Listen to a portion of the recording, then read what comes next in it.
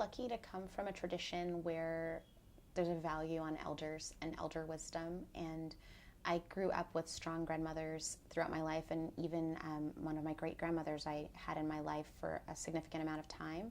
So there was always this feeling of there's a lot that you need to learn from those who come before you. You need to listen, you need to revere and respect and honor them. They've been here longer, they've seen what you've seen and more, and they've gone through things that can help you with what you're going through. And they've sacrificed things that have made it possible for you to have things that you take for granted.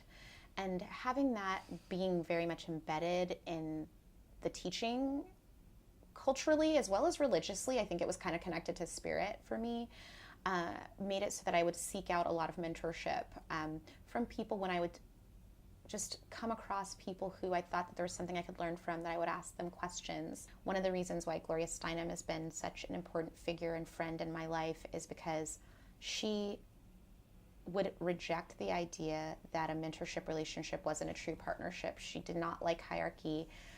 She often says, we're linked, not ranked. And so when I would say, oh, I want you to mentor me on this, she'd say, I'll partner with you on this. None of us know how long we have in this world. We can only show up in our present and show up the best that we can for the greater good. And when I wake up in the morning, I just want to do what it is I was sent here to do, what I was called to do that will make the world better, even if I might not be here to reap the benefits of that.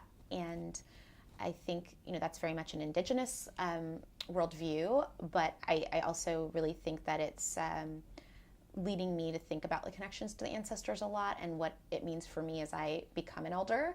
And I have a ways to go before I do, but it's in my mind. What kind of legacy do I want to create? What kind of lineage, what kind of circle of love and family and community do I want to leave behind? And it doesn't necessarily mean that I do that by having children that I birthed.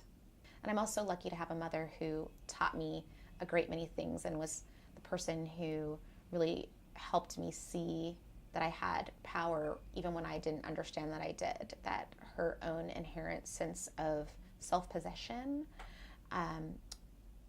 and humility at the same time, her own value even when others would say that she wasn't valued, through policy and law, literally, because she was raised through Jim Crow, that all of those things have helped me, and just having had that sense. And I think what mothers do, in the mothers that birth you and others, is that they teach you how to mother the world, and they teach you how to nurture. Mother isn't something that has to do with gender. It's about nurturing. It's about bringing forth life. If you are open to receiving the gifts of wisdom that elders have for you, they will come to you.